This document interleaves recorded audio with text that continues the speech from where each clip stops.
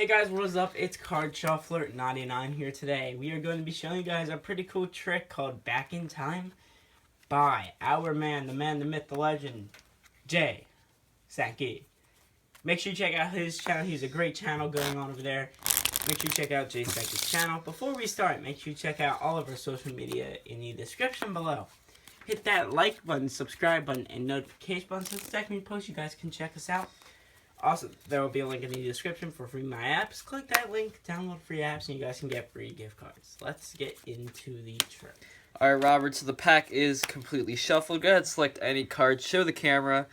Can you see it? I can see it, yes. It doesn't matter if I doesn't see it. In this case, the two of spades. Now, what I want you to do is actually you're going to hold your card just like this. I want you to pinch in the corners, like that, and hold it right there. What we're going to try to do right here is get a mental picture right here. You holding your card and the whole deck spread out.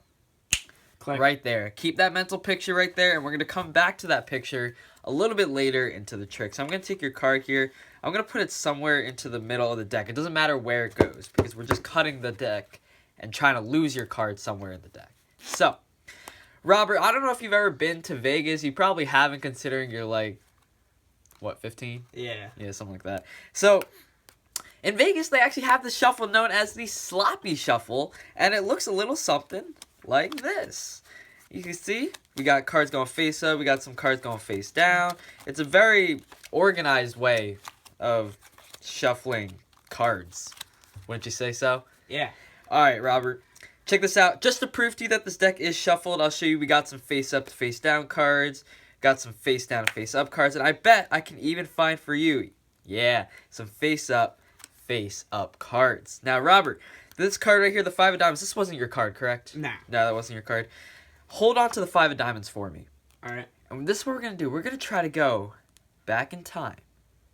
Back to when the entire deck was face down and you were holding your card. The 2 of spades. That is the trick, guys. I hope you guys enjoyed that performance, and let's get straight into the tutorial. Let's get into the tutorial.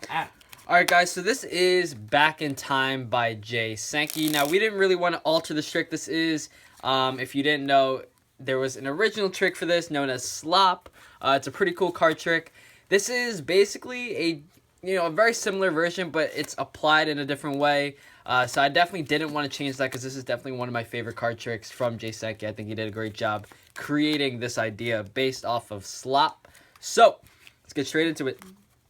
Now, you do just need an ordinary deck. It doesn't matter what the deck is. You don't need a certain amount of cards. You don't need any gimmicks. You don't need any duplicates, nothing like that.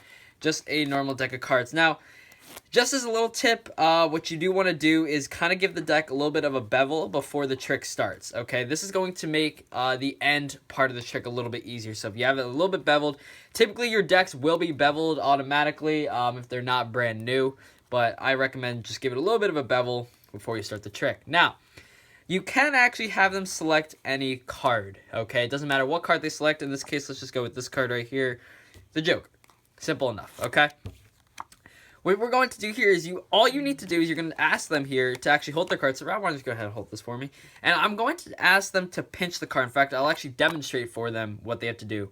Because I'm going to have them create this sort of mental picture of them holding their card with the deck completely face down. So that's the mental picture because this is what you're going to come back to later. And this is kind of like the back in time aspect of the trick, okay? So basically what's going to happen at the end of the trick, as you saw in the performance, is that everything comes back to this original picture where they're holding their card again and the whole deck is face down after you did that sloppy shuffle, okay? So what we're going to do here is you're going to take their card and you need to control it to the top. Now, you can do this anyway. Obviously, you can do a turnover pass.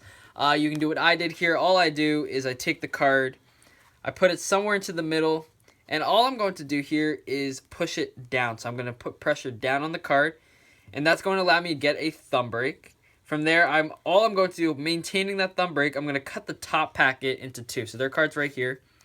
I'm cutting the top packet into 2. Which means that this last card here is going to be their card, basically, is what's happening. So, one more time, you take it here, put it somewhere to the middle, it doesn't matter where it goes, push it down so you can get that thumb break. You basically maintain that break, cut this top packet, so you control that card back to the top. Okay? Now, another way that you can do this, obviously, this is if you want to make it a little more convincing, you could actually do something very similar, but instead of putting pressure down, if you put pressure upwards, okay, now you have a break under their card. What you can do here is now cut the whole top packet and split the bottom packet into two. That controls their card to the bottom. And then from there, you can always just control that card straight back to the top with like an overhand shuffle or something. Whatever you want to do if you want to make that a little bit more complex, okay? So, now that their card is on the top of the deck, what I'm going to do is I'm going to flip the deck over, and I'm going to tell them that we're going to shuffle the deck up in, sort of a unique way, and we're going to use this sloppy shuffle. Now, all this sloppy shuffle is, it's very, very simple. You're going to take some cards, 4, 5, 6, doesn't matter how many cards, obviously. You're going to flip them over. You're going to grab more, flip them over, you're going to grab more, flip them over, you're going to grab more. Now, this looks to all the world that this is just a random shuffle, okay? To the entire world, this looks like a random shuffle. But in reality, all you're doing is just putting face-down cards all on one side and face-up cards all on the other side. Now, before you start this move, this is recommended by Jay Sankey. I personally don't do this. You can, but you don't really have to. If you get a break under the top two cards, that'll make the ending a little bit easier. And you can easily do that. All you do is kind of riffle down two cards, get your picky break, and then do the entire slop shuffle. You don't have to do that, and I'll explain why. But again, you would need to get a break under two cards because their card is going to be on the top. So, same thing. You're going to go through. You're going to do your sloppy shuffle. Okay, once again, all the face-down cards are going together. All the face-up cards are going together. It's not getting mixed together. Now, as you get towards the end, if you don't have a break, okay, what you're going to do is not spread all the way through, okay? You're only going to spread to the second card because obviously their card's right underneath, okay? So what I would do here is I would just stop when there's two cards left. I would stop going through, and you're actually going to take these two cards and just put them on top, okay? So basically, I was here, I was going through. The last two cards just go straight on top of the face-down packet, okay? Both cards. Now, if you had a break, obviously it would be easy because you'd be going through, bam, you're at your break. You pretend this is one card, you bring that to the top. But obviously you don't need to do that. If you just want to spread through and stop when there's two cards left without showing that one, obviously it is a little bit dangerous because if you accidentally spread over, they're going to see their card. So just be careful there if you're going to do that. If you're nervous that you might flash when you're spreading, then just hold a break while you're doing it. Once again, you take the two cards, bring them on the top. Now, all you're going to do here is I'm going to cut to the bottom portion, bottom half of the packet here, and you're going to see that you have a face-up to face-down card. And you're going to explain that. Put that back, go to the top half. Now you have face-down, face-up. Now, this is where the bevel comes in handy. You can see here, with the bevel, there is a little break in the middle of the deck that actually allows you to pick up exactly where the face-up to face-up cards come, okay? Now, this is because, obviously, when the deck was like this, all the cards were beveling the same way, so now they're beveling in opposite directions, so it's easy to pick up right on this little break here. Now, you say that's face-up to face-down, it's face-down to face-up, and there's also face-up to face-up. And what I'm doing here is I'm going to show them just like this, and you're going to basically do this small action to cover the big action.